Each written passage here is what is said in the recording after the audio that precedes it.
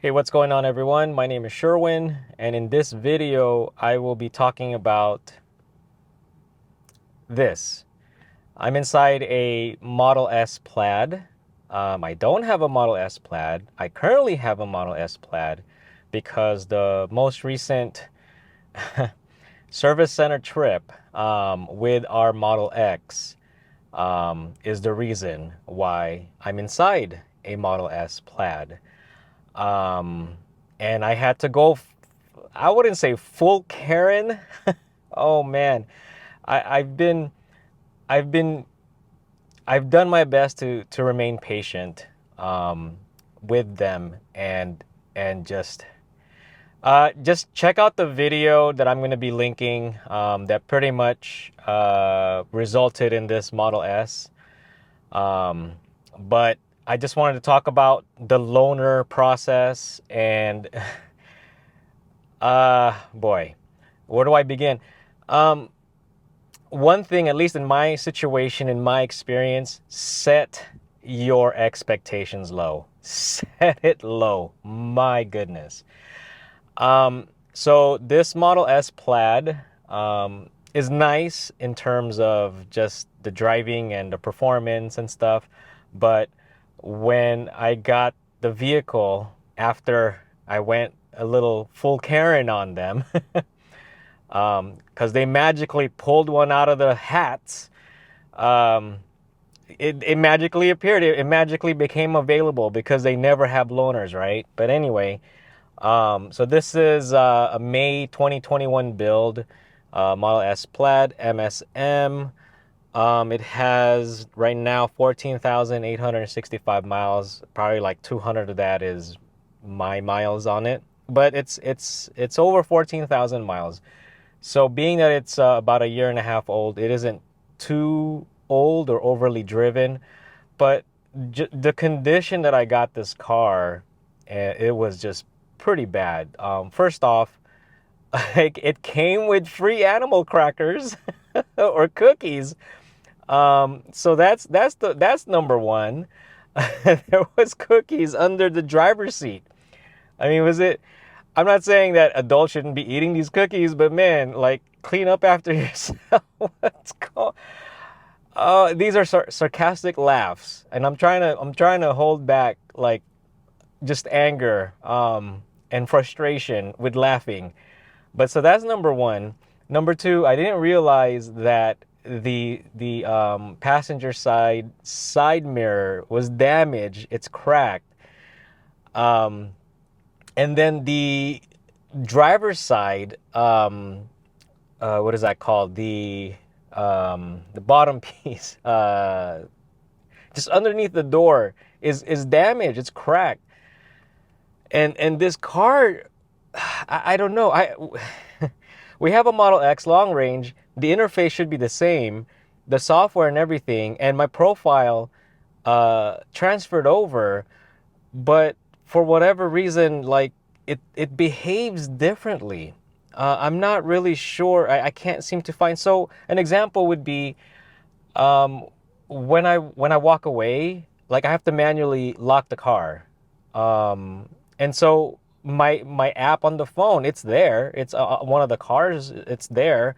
When I get in the car, the profile is there. It loads all my settings. But yeah, when I walk away, it just doesn't lock. It doesn't lock. So I don't know if that's a software glitch in this particular vehicle, or maybe the version May 2021 is I mean, we're in December 2022, so it's probably one of the new what is it? One of the older or newer refresh Model S's that there's just some bugs and it's hardware related that it can be fixed through software.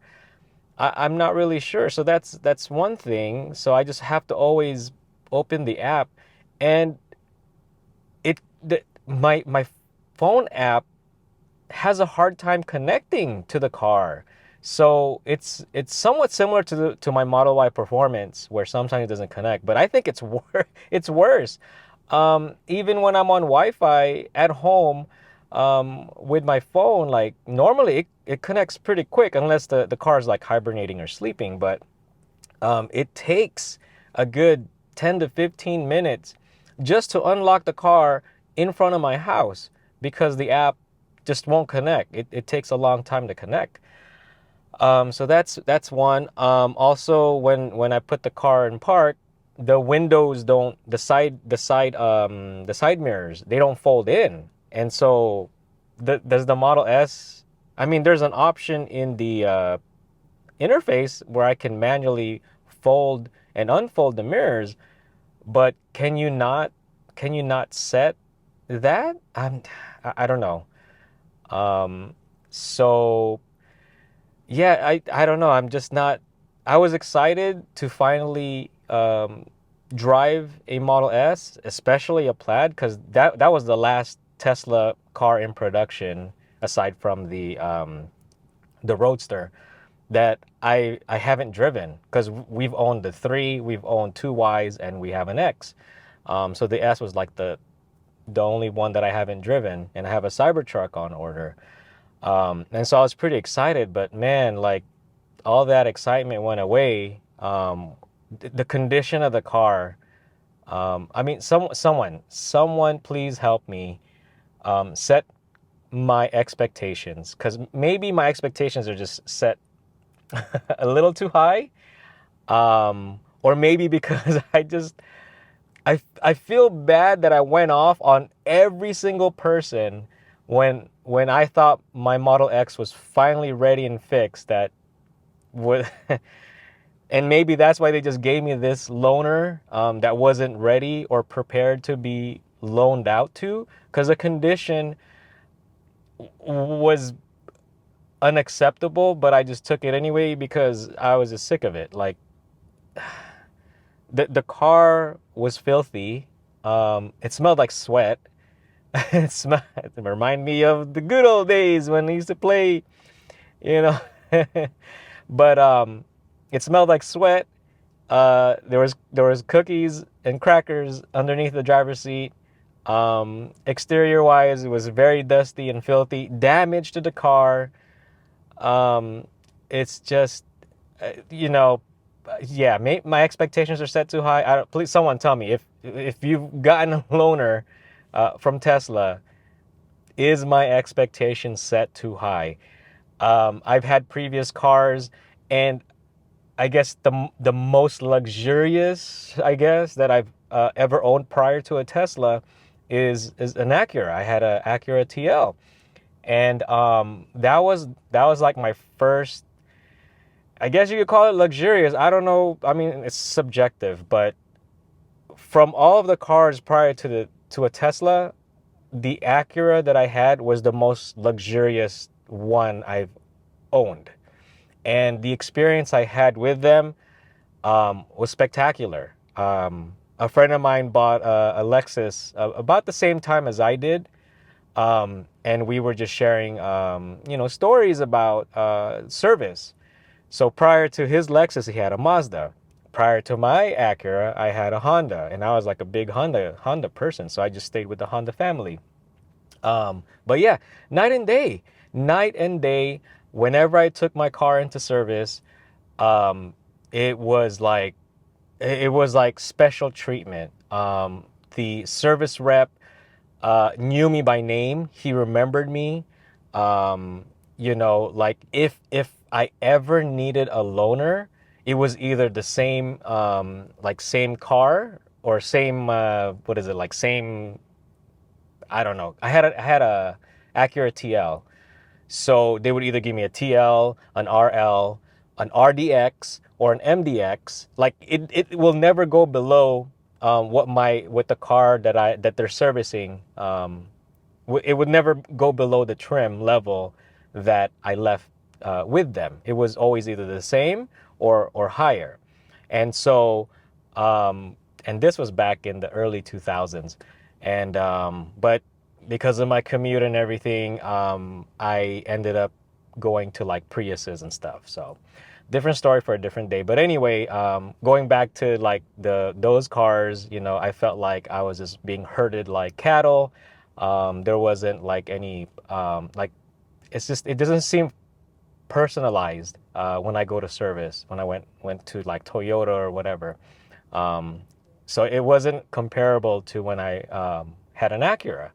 So now, like going, I have a Tesla now. We've had the Tesla, and yeah, this experience has been the worst, and maybe this is why they just like shut up and take the Model S Plaid and be happy with it. Um, I was almost like, you know what, just give me the Uber credits again. Keep the car because it's obviously incomplete. You guys didn't complete my repair. You damaged it even more. You know. I've been getting, some of you have been reaching out and telling me these horror stories of the service center, and I'm like, oh man, and I've never had it. And guess what? I'm now with you guys. Oh my goodness. Oh my goodness. I don't know. I don't know. I'm just sharing with you this video because I guess it helps uh, therapeutically. This has been very frustrating, and I feel bad for the service reps that I've been talking to or talking with these last few days. They actually contacted me today, and they're like, "Your car's ready, but we need to order some more parts."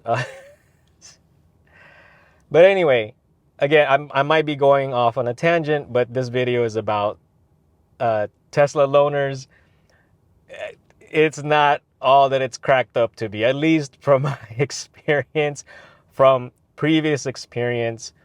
Um, and maybe it's just a bad experience, and normally the service center does a good job. But I wouldn't know because they don't have loaners. They don't have loaners. I have a Model X, and these are low quality car. I don't know. They're great cars when they work as no, that's not the word, because you could drive it. But as far as like quality outside of it being a vehicle, they're not up there, and so um, so it always visits the service center, and they never have loaners.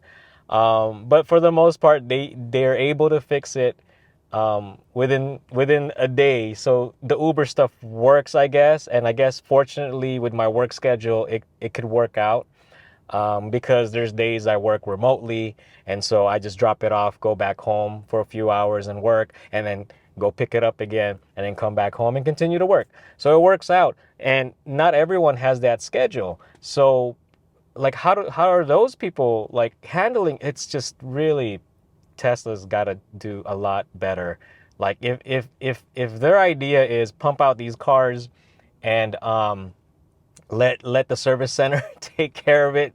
You guys got to hook up the service center and have either more loaner vehicles or provide better service experience, because it's declining. It's declining. In previous videos, I would speak positively with my experience, but with the Model X, oh man, like someone someone out there like maybe strained out my expectation. Is my expectation set too high? I mean, should the service center expectations match the price of the vehicle? I mean, in my opinion, it shouldn't, because the experience should be set fairly the same. It doesn't matter if you have a $20,000 car or a $100,000 car. There should at least be like a set standard where there's just customer service, good customer service. And then anything, as you get more expensive vehicles, maybe there's like, additional, I don't know, perks. Like I remember, I remember when I first went to Acura, like again, this is like close to 20 years ago. They had coffee at the break room.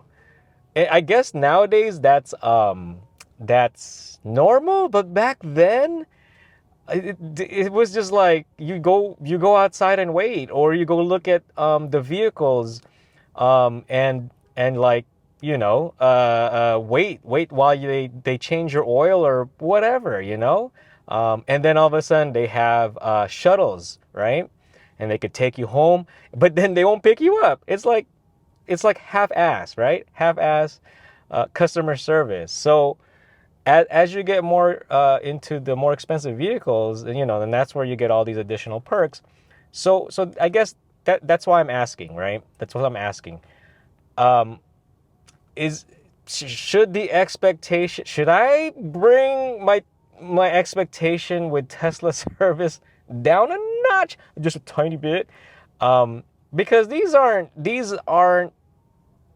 cheap cars. These aren't average priced cars, right? At least the ones in our garage are not. So okay, Model Y performance, sure. What, 70, 80,000. Our Model X is over 100 grand. So shouldn't my expectation be set high? I don't know. I don't know. I'm just I'm going off on a rant. I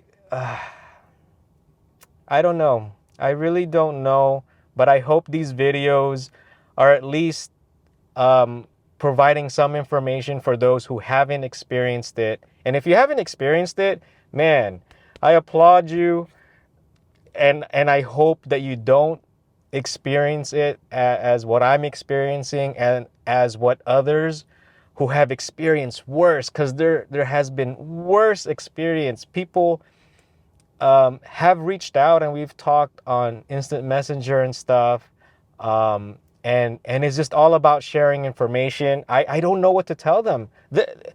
If I'm this frustrated, the people who had it worse are even in much worse shape. So I guess that could be a silver lining, but I'm it's not getting any better. And so, and some of you have when you guys share the information, or like just prepare, and I'm like, oh my goodness, I'm getting there. I am getting there.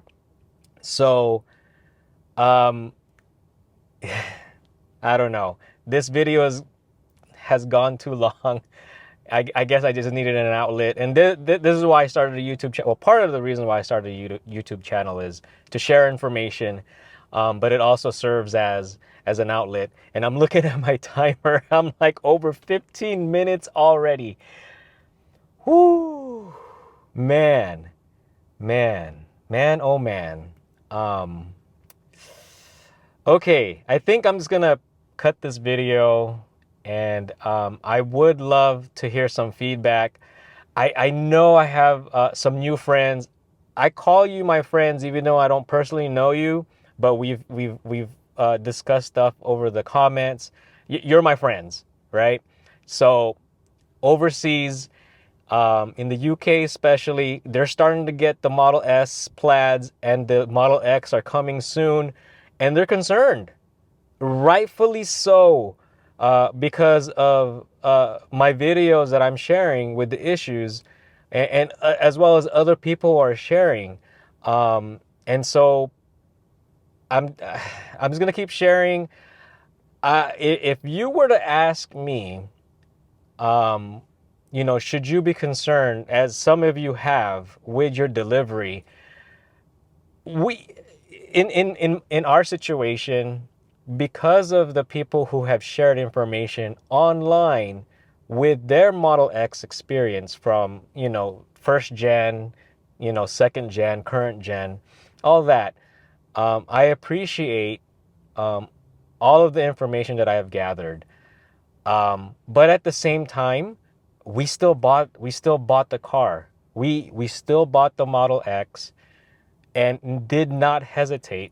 Um, Even though we know that there's a huge chance that there's gonna be issues, we still bought it, because number one, Um, we are not going back to gas. We're not going back to gas. As much as I miss our minivans, let me fix this real quick. The sun's about to hit me. We miss our minivans. There are no minivans that are electric. There's hybrids, but dude, I'm not going back to gas. We're not going back to gas. That's just, and we had two Model Ys at the same time. My Y Performance and Abby's Y Long Range 7-seater. The 7-seater, it if you have infants and you're planning to sell your 7-seater when they hit about 3 years old, I don't care how small your kids are, they're gonna hate it. So it's a temporary car. We rarely use the third row on Abby's Model Y 7-seater, but it was a temporary car, because when we ordered the Model X, we knew it was going to take over a year, so we bought the Model Y 7-seater, hers, and just for a temporary thing. So we rarely, like in about a year that we owned it, we used it twice. So if you're contemplating about the 7-seater, I don't know. I mean, don't set your expectations high. I don't know. And so we finally got the Model X. There's no electric car that is the size of the Model X. There is no car. You know, I've spoken with a couple of you in the comments. Again, I love the conversations that we have in the comments below the videos. And one of you was like, dude, they have that BMW iX something. But here's the thing. When you go, if you get an electric car that is not a Tesla, it doesn't matter if it's 20,000 or 300,000. These cars, in my opinion, are meant to be driven. And when you drive these cars, you're going to be using energy. And when you use these energy, you're going to need to recharge at some point. And off of some experience that I've had, not a lot, where I charge from non-Tesla chargers, they have been horrible. And that is why I'm very excited that Tesla is, well, rumor has it they're going to open it up. Yes, it's going to suck for people who own Teslas like myself when they do open it up. But at the same time, I will guarantee you that many Tesla owners are going to jump ship because they can now use the Tesla network, supercharging network, with a non-Tesla vehicle, because a lot of us have just been frustrated with the quality experience of these cars. And not all cars are perfect, but you have to support it, and they do support it. And so far, the experience that I've been having, I mean, if you look at my other videos, it started off with like happy and oh no, and now is frustration. So it's just declining. The service experience is declining. And I was the one that was like, oh, the Upland, California is the new location. It used to be Rancho. They used to be great.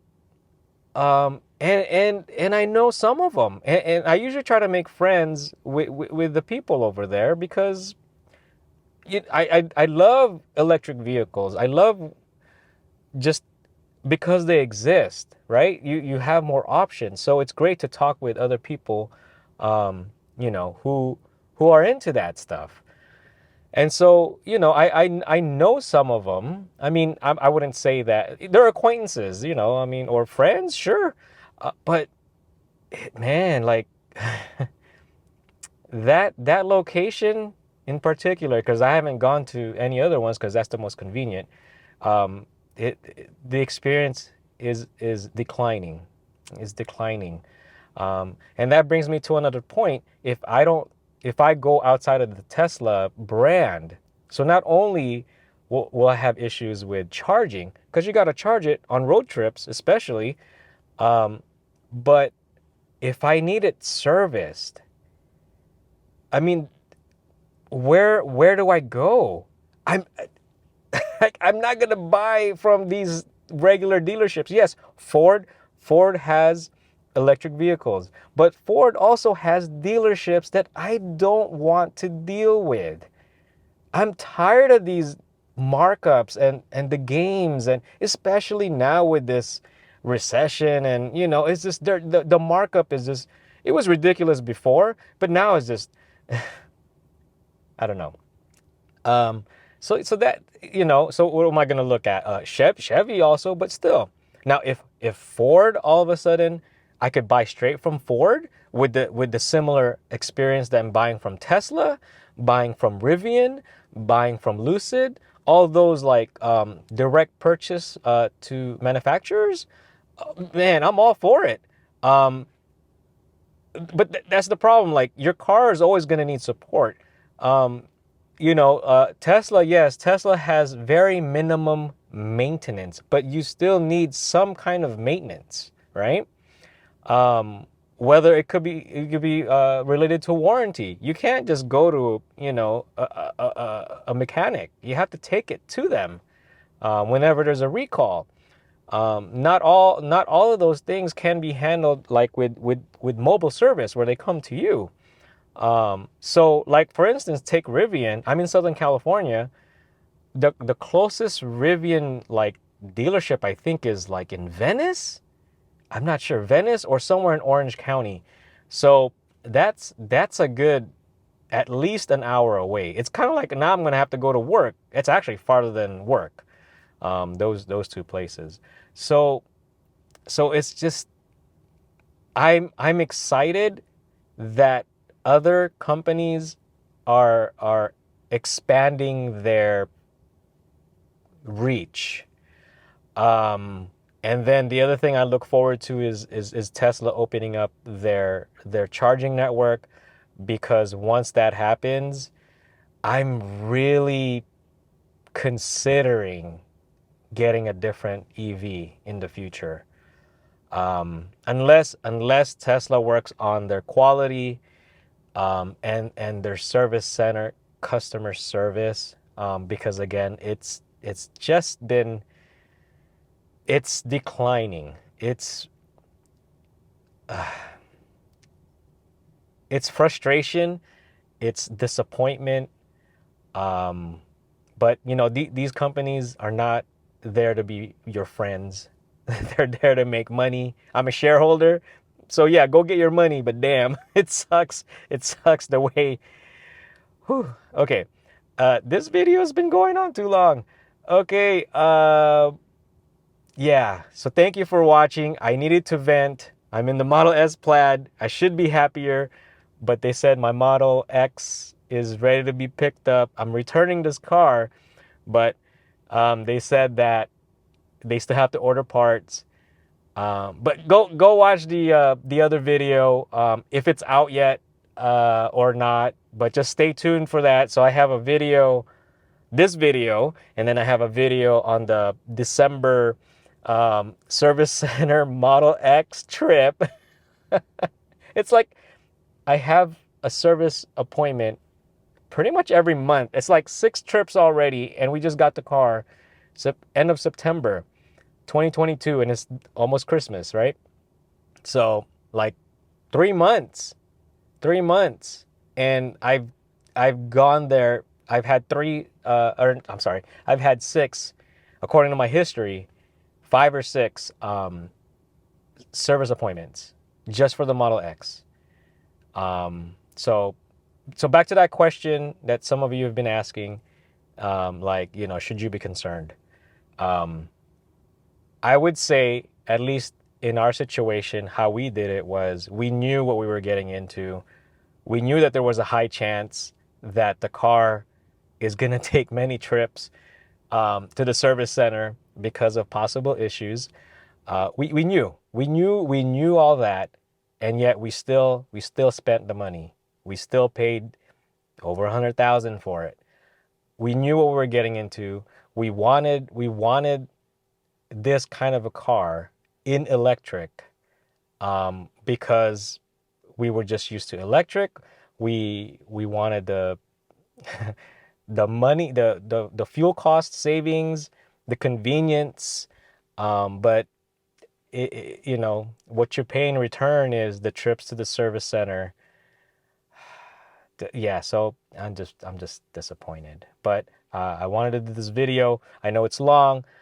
I just needed to vent a little bit, and I appreciate your time watching it. Um, and let's all support each other. Let's all support each other. I don't know what else to say. Those who are in similar situations and those who are not, man, I'm happy for you. These are great cars when you don't have to visit the service center. Oh boy. Okay. Thank you for watching. If you haven't subscribed, please subscribe. I'll be doing these videos and updating you all on the experience, the ownership experience of a Tesla. I know a lot of people who have Teslas, and it's not as bad as what I make it out to be. And again, like my Model 3 was near perfect. It only had paddle gap issues and stuff, but once they fixed it, never saw the service center ever, and everything was fixed over the air with software updates. Abby's Model Y had a weird issue with the GPS where the voltage module wasn't holding up the correct current or the high enough current. And that was a week after we took delivery. They fixed it. Everything was good. Nothing else. My Y Performance had airbag light issue that they fixed. Again, something wrong with the module, not the airbag itself. And then from time to time, a weird connection issue through the app. But yeah, other than that, perfect. The Model X. I have a playlist. Go check out the playlist of the service center visits, the problems. But again, we love that car. We've thought about doing the lemon law, but we're not gonna pay an extra because we want another one. We want another one. We're not gonna pay the extra 20, 25, 30 grand for a brand new one where we don't even know if it has the same problem or other problems because the car just is over engineered. Spoiler alert, I am planning to do a Model X over-engineered video, but I keep saying this video is going on too long. Okay, so thank you for watching. Thank you for letting me vent. I don't want to scare you guys off from your orders. Grain of salt, good luck. Just know what you're getting into. Be patient and have time. The car, Model X, I love that car. I've driven the Model S for almost 2 days. I still miss the Model X. I still miss the Model X. The interior is very similar in the front, but I'd rather have my Model X. I'd rather have that. Love that car. Hate the service trips. But yeah. So thank you for watching. Please like and subscribe. And that is the end of my rant.